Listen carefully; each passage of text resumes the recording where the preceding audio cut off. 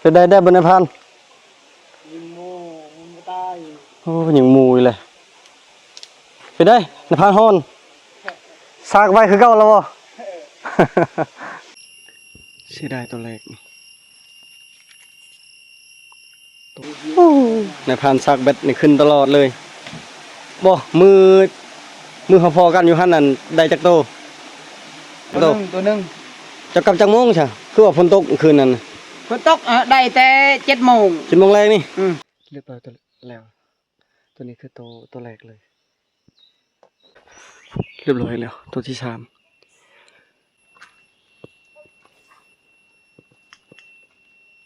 กุกนี่นะทั้งพานทั้งยังกินนี่นะ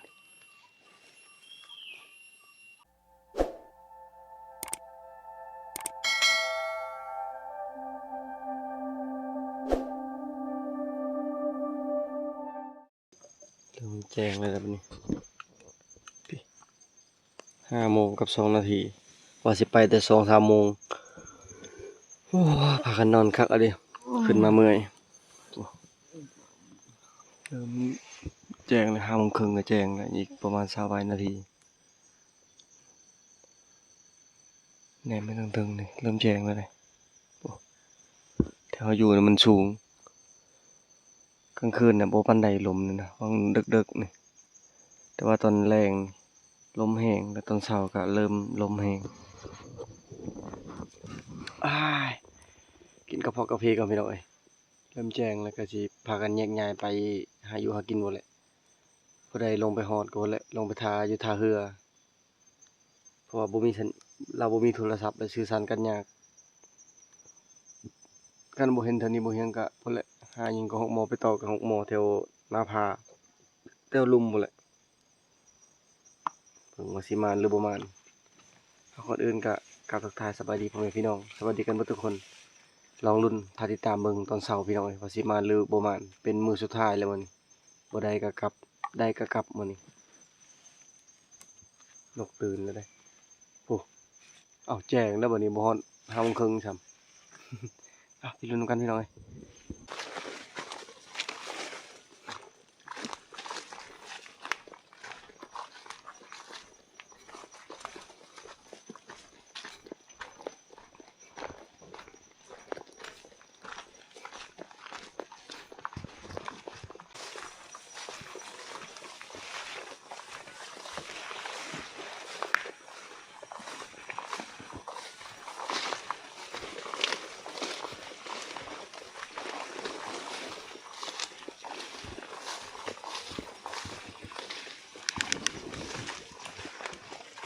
ตอนนี้จะพากันแยกย้ายแต่บ่เฮียงพุ่นแหละไปทางเราพอหมู่ป่าวันนี้และเราสิไปรับทางหน้าทางหมู่ป่าแล่นขึ้นบ้านนี้นะสิพากันแยกย้ายก่อน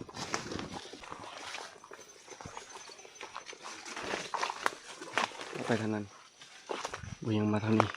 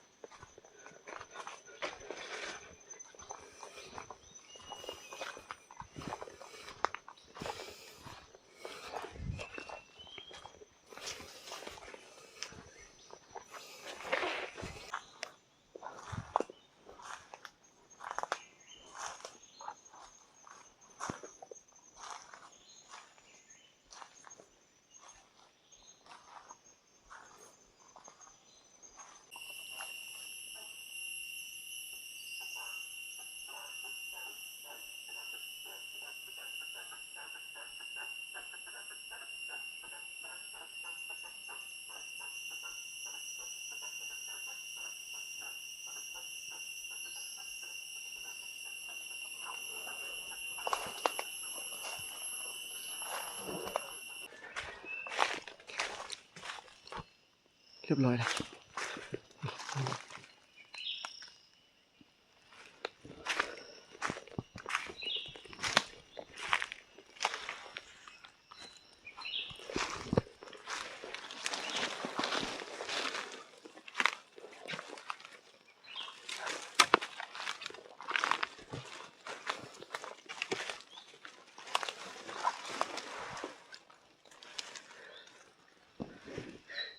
รียบร้อยตัวแล้วตัวนี้คือตัวแรกเลยอ๋อปืนบ่ถึกไปหน่อยยิงตัวนั้นนะตกนะไปหาเก็บแลนไปเลยต้องปรับปืนก่อนเสียดายตัวแรกนี่ตกแล้วบ่เฮงอยากซ้ำอีกกว่านี้แลนไปทางพุ่นเข้ามานี่แลนไปทางพุ่นจักถึกว่าข้างในนี่เวียงในใส่หัวขึ้นนี่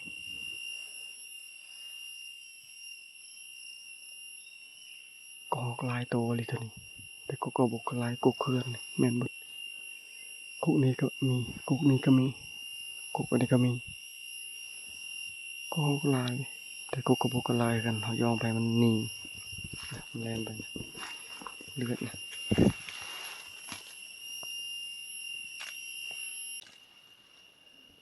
หมูในพานเราพอวันนี้เท่านี้เลยดุดเราเอาซุ่มหนึ่งครับแลนข้ามห้วยทางคนแล้วตัวหนึ่งแลนกลับมาทางนี้อันตอนเราให้ปืนลั่นวันนี้นะ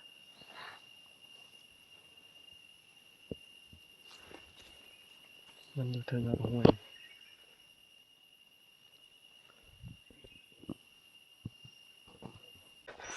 เรียบร้อยแล้วตัวที่3ตัวนี้ได้2 แต้มตัวหนึ่งมันบ่ได้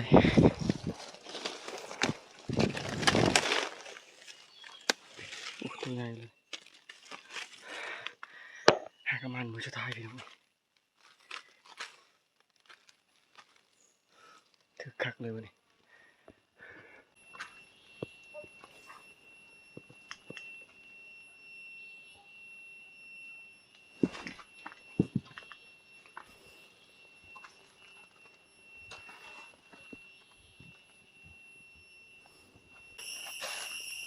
หมูนะมันอยู่ดงนี่หมูแล้วหลุด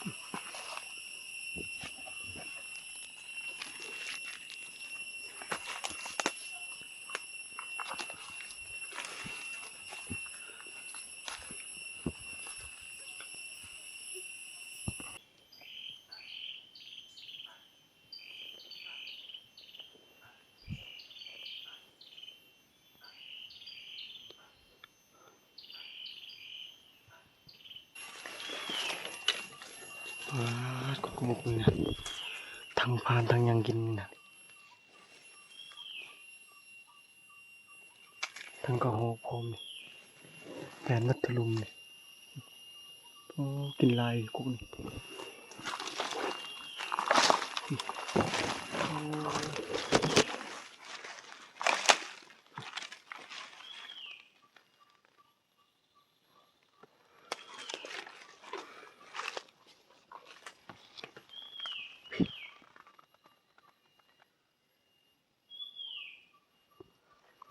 ทางผ่านทางเขากินสะบ่เลยนี่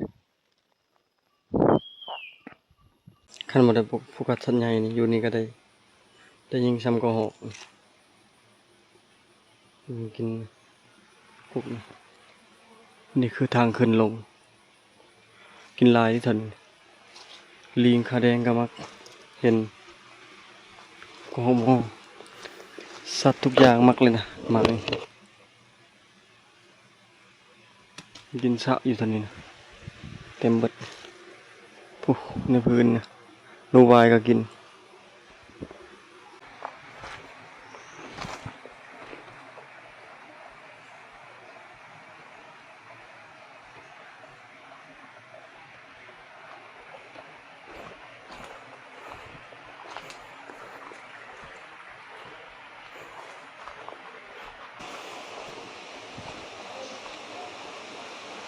เสียงชาวบ้านอยู่หลุมโอ้โหทีมงานใดทีมงานใครเจ้ามาเฮ็ดแฮวบ่จัก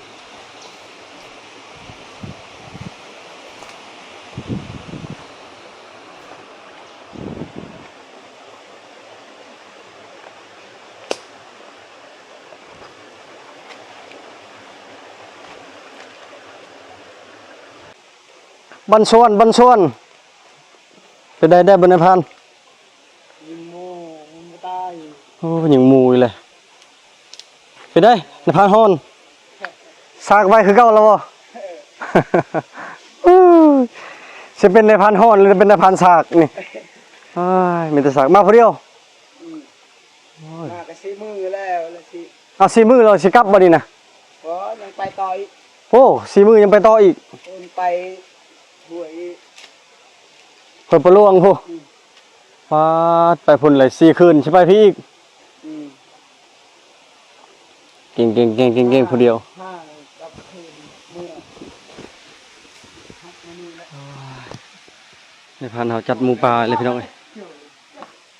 อะไรเนี่ย ยิงอยู่ไสหมูปลานะ ยิงบนจุดทางน่ะ โอ้ยิง เศร้าๆน่ะเห็นไก่ก็บ่ยิง ใหญ่หมูปลานะ ใหญ่ เออ ประมาณได้5-60 โล บ่ตายช่ำ บ่ตายมีเป็นเลือด เป็น เดียว ไปนำบ่บัดนี้ น้ำแล้วมันกายหวยตัวนี้นี่ข้าม เข้ามาฝั่งนี้ ข้ามถึงนี่ เอ้าคือคอยคือบ่เห็นบ่โอ้ยเสียดายอีกเลย กายเป็นกุกมาให้กินน้ำเล็กๆมันตุกเลยเยอะ ในพันซักเบ็ดนี่ขึ้นตลอดเลยบ่มือพอๆกันอยู่หั่นนั่นได้จักโต เป็นไง เอามือกินข้าวนำกันแล้วจะค่อยกับมือแล้วแต่นั้นพายุเข้าฝนตกนั่นได้จักโต ตัวหนึง จะกลับจักโมงใช่คือว่าฝนตกคืนนั้นน่ะ ฝนตกได้แต่7 โมง 7 โมงแรกนี่ แล้วกลับ 7 โมงฮะมัน ออก ออกโหลด แล้วเจ้าอันนั้นบ่กลับกลางคืนแล้วกลับตอนเช้า เมื่อกลางคืนเมื่อกลางเช้าทั้งเช้า ขอบใจเด้อที่เก็บซูมให้มันนั่นนะ เพิ่นละเก็บซูมให้มันนั่นบ่เฮียงลืมแล้วก็บ่พังพอเพิ่นอยู่หั่นเพิ่นก็ได้ตัวหนึ่งตัวนี้ก็สิลงหายิงห้องหมอบัดนี้โอ้เมื่อยเลยเสียดายพี่น้องเอ้ยในพันเพิ่นยิงหมูป่ายิงก็บ่ได้ไกลเด้อประมาณบาง10ปลายเม็ดนี่11 12เม็ดนี่ยิงจ่อๆเลยบ่เฮียงได้ยินเสียงปืนแต่เช้าๆน่ะเพิ่นยิงนะแต่มันเริ่มแจ้งแล้วเพิ่นยิงก่อนบ่เห็นยิงก็หอกอีกเพิ่นว่าถึกเลือดเห็นอยู่แต่ว่าเพิ่นนำไปน่าจะประมาณเป็นโล2 โลพุ่นแหละบ่ตายโอ้ยพี่น้องวันนี้ก็เพิ่นเจอวันมื้อนี้ก็เจอบ่เห็นไปลัดนาเลยมันเรายิงแล้วมันไปหาทำบ่เห็นอยู่พุ่นทำบ่เห็นลงห้วยหั่นแต่ว่าบ่เห็นก็มันวิทย์แล้วเพราะว่าบ่เห็นลงซาพุ่น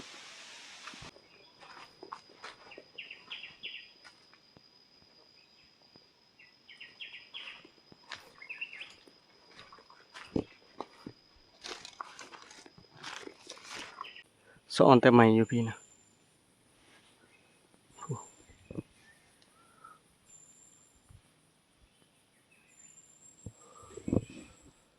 โอ้ยพี่น้องบ่มันหอมนี่บ่ยังนี่ได้แต้มน้อยที่สุดแล้ว3 มืออยู่ป่าได้แต่หอก2 โตนกอิหยังก็บ่ได้นกก็บ่อยากยิงแน่นะ หลักๆบ่เฮียงกับพวกกาสัตว์ใหญ่คือกันคันเห็นหอยใหม่ๆยังก็บ่อยากยิงเลยก็หอกก็แตนสุดท้ายก็บ่ได้คันเห็นก็จะยิงตายหรือบ่ขนาดปืนในพรานนี่เราก็เป็นในพรานผู้หนึงนะที่ว่ามีฝีมือเรื่องการหาอยู่หากินแล้วก็เป็นในพรานลาฮอนคือกันกับพวกเราเจอเมื่อกี้นี่นะเมื่อยตอนนี้9 โมงปลายเลยเสียงหมู่เดือนขึ้นมาครับอันลงมาครับแล้วเพราะว่าเมื่อวานนี้เราลงมาส่งวันนี้เราลงมาครับอยู่ปากห้วยพี่แหละเขานอนพี่เขานอนห้วยพี่ห้วยนี่และอันนี้ห้วยหนึ่งอีกหมู่เดือนลงไปครับอยู่พี่เพื่อนในพานหอนเพื่อนหมู่เดือนลงไปครับเฮาเพื่อนน้อยๆเลยเพื่อนมาตลอดเลยมาหาหอนโดยเฉพาะมาทุกมื้อเฉลี่ยเดือนหนึงนี่อยู่บ้านได้บ่10 คืนก็หันละอยู่ป่าตลอดเบิ่งเพิ่นปีนขึ้นปีนลงเฮานี่เครื่องโบราณนี่ก็ยังบ่อยากไหวเลยเพิ่นน่ะเที่ยวไปเที่ยวมาพุขึ้นมาแต่พุ่นนอนอยู่พุ่น4 มื้อมานอนอยู่พี่ต่ออีกเก่งอะลิยอมรับเลย มันอยากแต่น้ำลมนี่แหละหาอยู่หากินใส่เป็นสมองคือกันเบิ่งลมพี่ห้วยเฮานอนมื้อนั้นบ่เห็นขึ้นที่แหละเทิงสูงหั่นบ่เห็นขึ้นวังนั้นมื้อนี้ไปทางปลายภูพุ่นตอนนี้ไปก็ใกล้เติบ ไปในสุดความสามารถพี่น้อยยังประมาณอยู่ในทานเพิ่นจัดหมูป่าได้ยิงมื้อนี้นะมื้อนี้มันได้ยิงเต็มๆเลยยิงมีเลือดพร้อมแต่ว่ายังบ่แม่นมือของเขายังบ่ได้กำลังว่าสิเศร้าเมื่อยจะได้กินหมูป่าแต่ยังบ่แม่นมือของเขายังบ่ได้ถ้าเฮาหน้าอีกมื้อนี้กลับปันกลับซองก่อนไปหาทีมงานเฮาไปแหละเบิ่งป่าเบิ่งปูมันได้ลายหรือบ่ปลาถึงมองมื้อนี้หลุดเมื่อวานนี้โอ้แมงวัน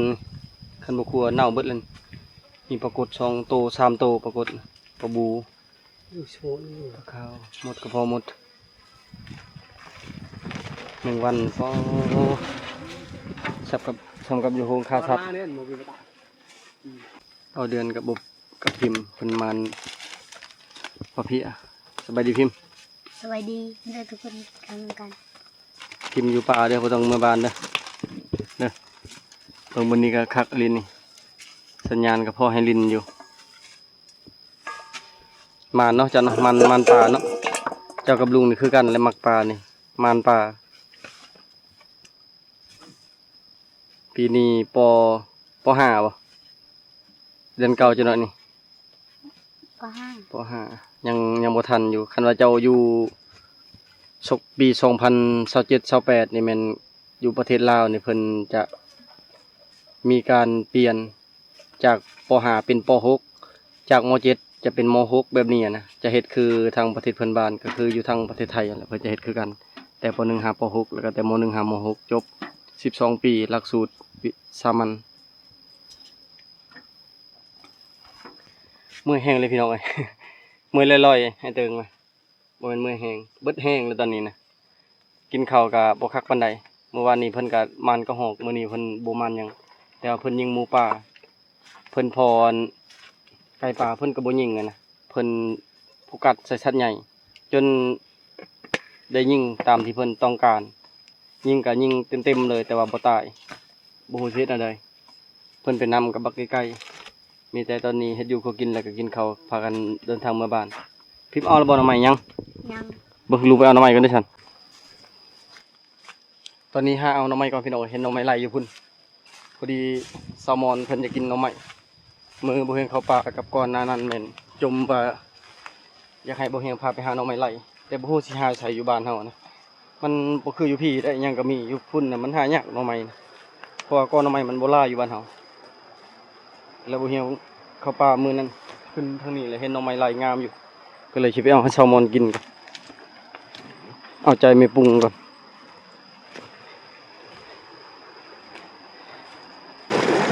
บ่เดือนขัวปลาปรากฏเพิ่นขัวปรากฏแล้วเพิ่นจะแกงปรากฏส่วนบ่เฮียงน่ะคุณละก่อนน้ำไม้ไหลบ่ได้เอาแล้วมันกระสะเพราะน้ำไม้ไหลออกไปเลยเดี๋ยวเบิ่งก่อนคนมีคักๆนี่ลืมเอาอันเสียมคือเก่าคันว่าสมอนพังแล้วก็หายแล้ว ลืมเอาอันเสียมลืมเอานอเอามีดคือเก่านี่ผลมีบ่เดือนมีสำนีพอดีพกไปปลา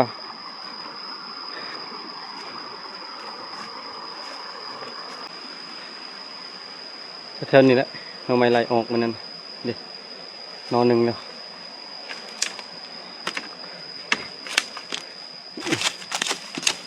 โอ้พี่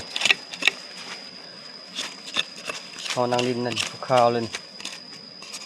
อ๋อเสียดายมีนอมีเสียมพี่น้องเป็นน้ำคมพิษคมบ่เหี่ยวแล้วบางครั้งก็เอามานำบางครั้งก็บ่ได้เอามานี่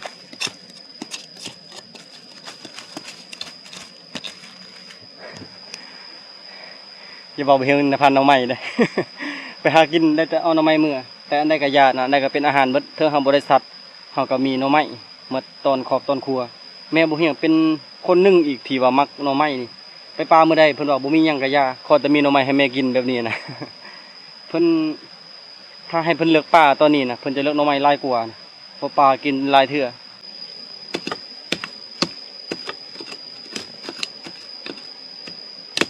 โอ้ย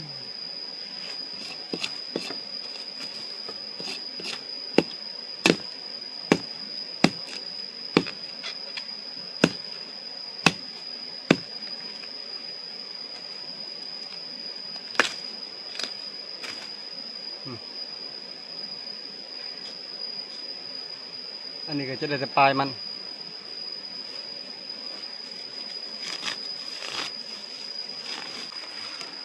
พี่จนขึ้นสูงแล้ว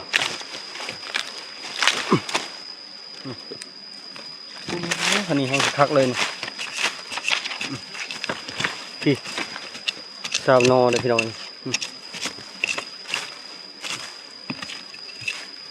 นอหนึ่งนี่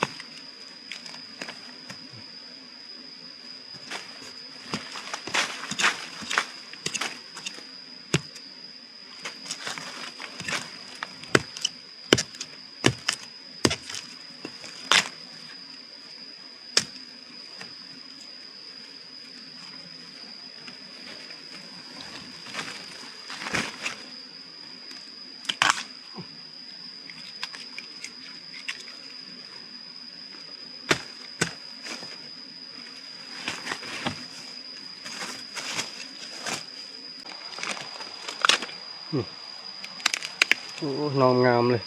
พี่โอ้พี่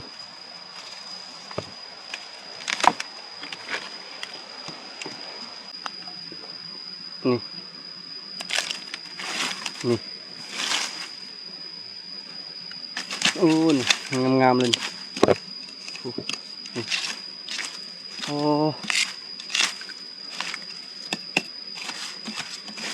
ตอนนี้มีที่นอมีแต่นอขาวๆนอน้องดินเลยขุดเอาได้เห็นแต่ปลายมันอันนี้ได้แต่ปลายมันเลยโอ้เสียดายบ่ได้เอาเสียมมาก่อนละ3-4นอก่อนน้อยๆเลยก่อนนี้ก็เมน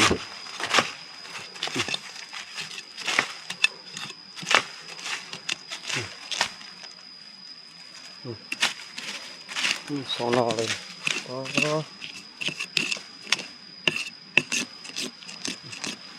น้อยข้างหลัง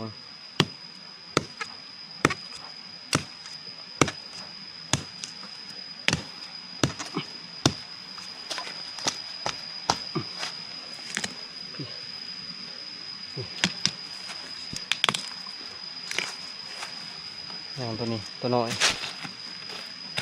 แล้วก็ตัวนี้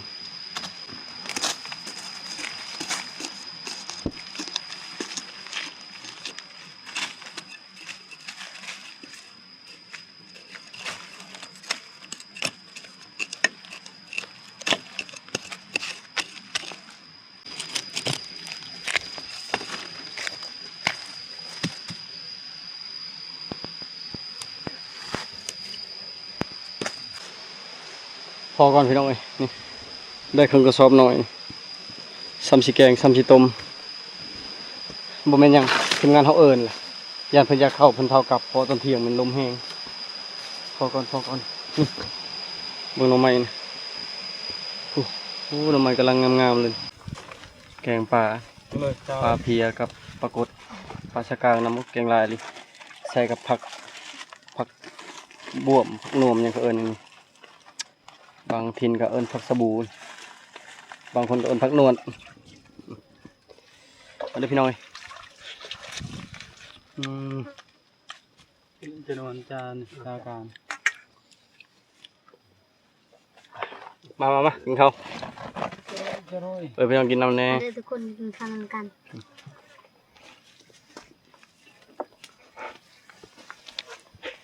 พิมพ์บตดแล้วจะประมาณ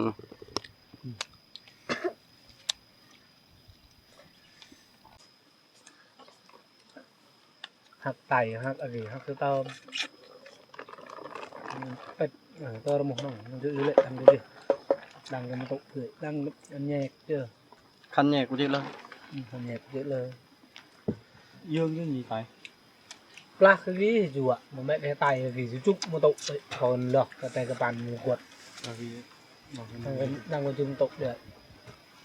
mà rap đấy cái gì lúc đi còn ngọt tay lục bục vừa tay len vừa đi có một ngày nghĩ thế thầy pan rồi dương thế tôi được thì bồn pan đã bớt mà tao này kem mua gì mà màกินชั่วไปครัวcái gì xây người đẹp nó phải mà cái gì ấy cái pan đấy thì gì lư vào gần còn một loại là ngun từng một tặng nó ngọt chứ thì hàm tuôn đó thế mà cái băng mà lẽ là được bằng cho từ được bằng giờ nặng lời nó rẻ quát cho từ được bằng อ๋อปลานี่บ่เดือนบ่ได้ตากทางพี่พร้อมมันนี่ตากติดกันเลยนะบ่อยากแห้ง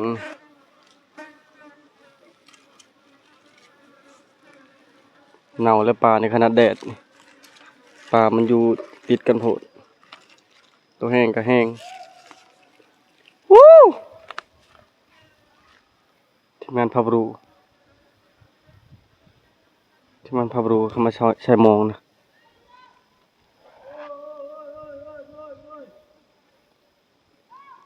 วู้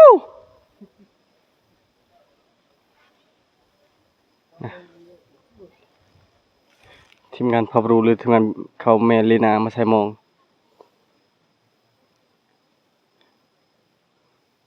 วู้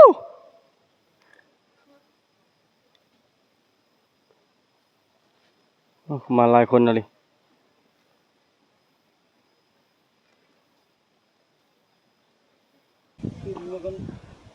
ทีมงานก็เจ้าอยู่นะใช้มองก็ถึกอยู่แต่ว่าคันสิขายก็บ่พอขายเพราะว่าน้ำมันตัวนี้ฮักกิงลีนก็ประมาณ3หรือ4ลิตรคันเทื่อใหญ่เทื่อน้อยก็ประมาณ2ลิตรก็เลยบ่คุ้มค่าปลาก็ราคาถึกแม่เขาอันปูเสาปูเขามาใส่หมองพาอาบน้ำ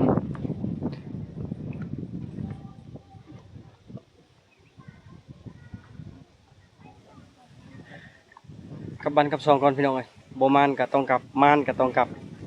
อันนี้ก็คือตามกฎเกณฑ์ของเฮาเข้าป่า2คืนกับ3มื้อก็พากันกลับบ้านกลับซองก่อนมื้อนี้ก็ยังมีลมคือเก่าเฮาเบิ่งพร้อมหน้านี่ว่าสิลงทางน้ำหรือขึ้นทางบกสิไปหาอยู่หากินทางใดก็ติดตามไปเบิ่งใน EP ต่อไปรอบนี้ก็ขึ้นบกไปผู้สุดพุ่นแหละหมู่ที่ในพันยิ่งก็น่าจะมาทางนี้แล้วหน้ามันน่ะหมู่3ตัวลมแห้งอะไรกังเว้นนี่ว้าวต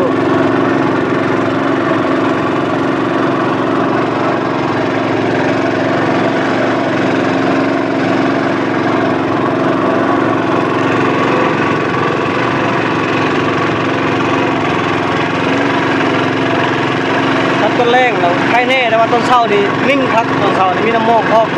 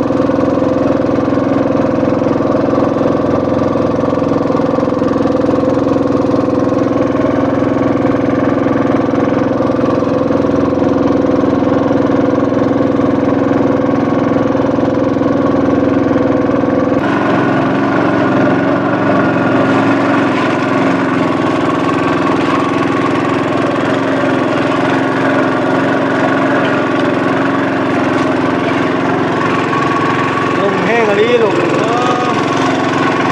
ครึ่งเพื่อจะไปจักแท้ไปทางนั้นบ่ได้เลยไปทางนั้นขี่กลางเซ่เลย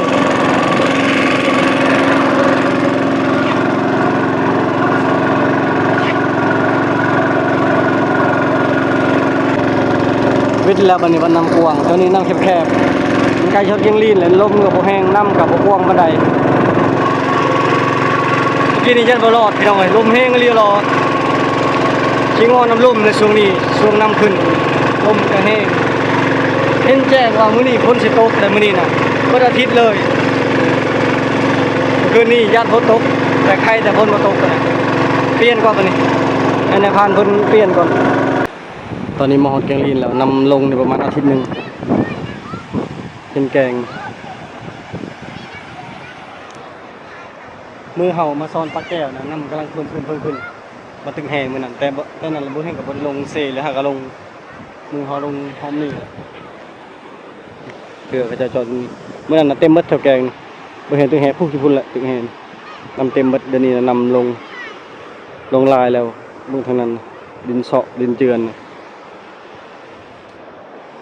น้ำนี่น้ำเขื่อนคือลดลงแต่ว่าน้ำเซนี่เดี๋ยวนี้ก็บ่แห้งคือกันเพราะว่าฝนบ่ตกซุ่มฝนตกน่ะแม่น